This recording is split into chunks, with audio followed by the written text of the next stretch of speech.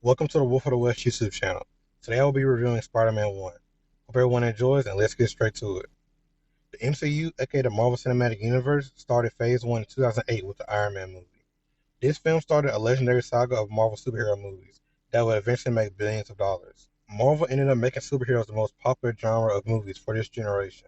But before all this could happen, we needed a superhero movie to pave the way. Blade 1 was released in 1998 and was a surprising success. Marvel was fighting bankruptcy until Wesley Snipes and Blade saved them. This movie would earn two sequels and over $400 million, proving that an even less comic book character like Blade could draw in a big audience. But this wasn't enough proof. We needed more before we can kick off Phase 1 of the MCU. Marvel pulls out their ultimate weapon, Spider-Man, and let's see what happens. I'm sure we all know the Spider-Man origin story, but let's do a quick recap. Peter Parker is an 18-year-old senior. He is very nerdy and only has one friend, Harry Osborn. Peter goes on a class field trip and takes photos of radioactive super spiders.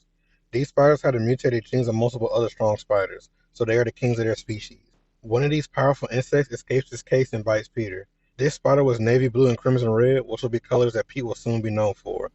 This bite makes him very sick and his body starts to change.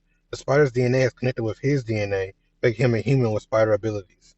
These abilities include sticky hands and feet, web slingers from his wrist, a spider sense that detects when danger is near, and even a physically more capable body.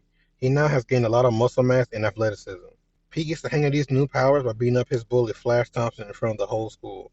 Soon after, he signs up for a wrestling match where we get to see his original crappy human spider outfit. After winning his match, the producer refused to pay him the $3,000 he was owed.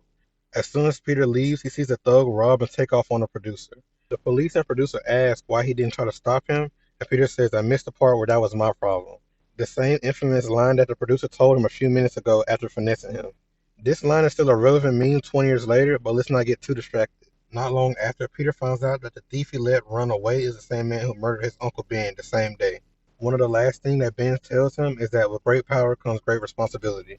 The Spider-Man story is a classic, no doubts about it. The last time I watched this movie was probably in elementary school, so this viewing experience was damn near new to me. The narrative is pretty simple but solid and straight to the point.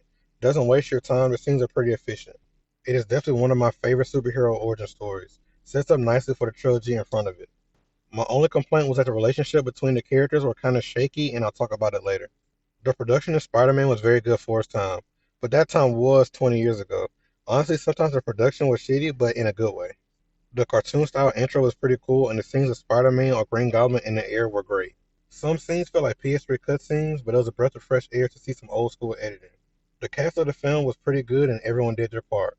But there was a certain someone who went above and beyond, but we will talk about him later. Tobey Maguire is probably the overall fan favorite Spider-Man. I also used to think that it was mostly nostalgia, but I really enjoyed his performance. His direction with Spider-Man is totally different from the other two actors, so it's hard to even compare them. This Spider-Man is less charismatic than the other ones, but he's also less corny. This dark origin story really gives us some moments of Peter being pissed off, and I love it. After gaining powers, he also gains confidence and starts saying his clever one-liners. These kind of feel out of nowhere because he's usually very awkward. This era of Spider-Man suits is my favorite. The darker colors and the thick webbing design is a home run. I remember mostly using this suit in the Spider-Man PS4 game. Spider-Man was entertaining and had good development throughout the whole movie. I'm very interested to see where he goes from here. Harry Osborn is just kind of there in this movie. He seems like a cool guy, but we didn't get to see much meaningful screen time with him. I really wish we got to see more of his friendship with Peter. Why and how are they even friends? Harry is the opposite of him, and what do they even have in common? Well, one thing they do have in common is loving MJ. MJ breaks up with Peter's bully Flash and starts dating Harry. Peter's a bit frustrated by this because Harry knows that he likes her a lot. But the bro code is invalid when you're too scared to even talk to her.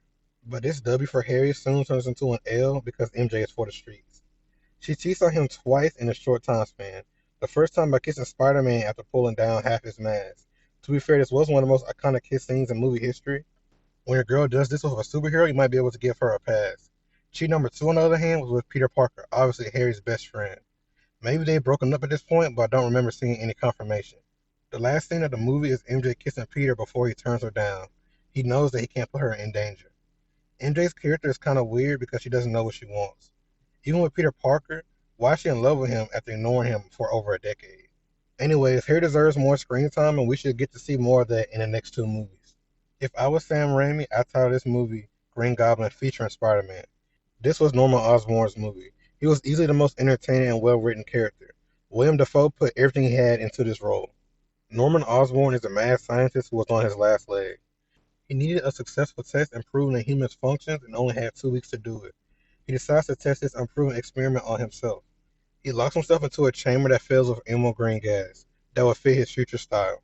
These chemicals awake the monster inside of Norman and he kills his lab partner. Norman now has a split personality. The Green Goblin is a demon who wreaks havoc, and Norman is just a father and a scientist. You can say that Defoe has a blast during these Green Goblin scenes. He's hilariously evil. His laugh is the standard of what you want villains' laughs to sound like. In one scene, he burns up an apartment and whines like an old lady with a blanket wrapped around him the whole time. This was all a plan to draw out Spider-Man, and it was hilarious, intentional or not.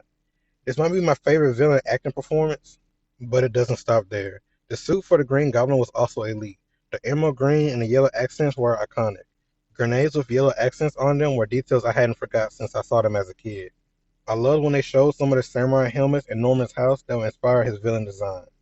If you are considering rewatching this movie, I recommend to do so, because Defoe's performance was legendary. This was such a fun watch. I highly recommend giving it a watch on Netflix. My final score for it will be an 8 out of 10. A very good movie, especially for it being released 2 decades ago. It holds up very well. Hopefully we get more development from Harry and MJ, so the sequels can easily reach a 9 or a 10. I had fun making this video.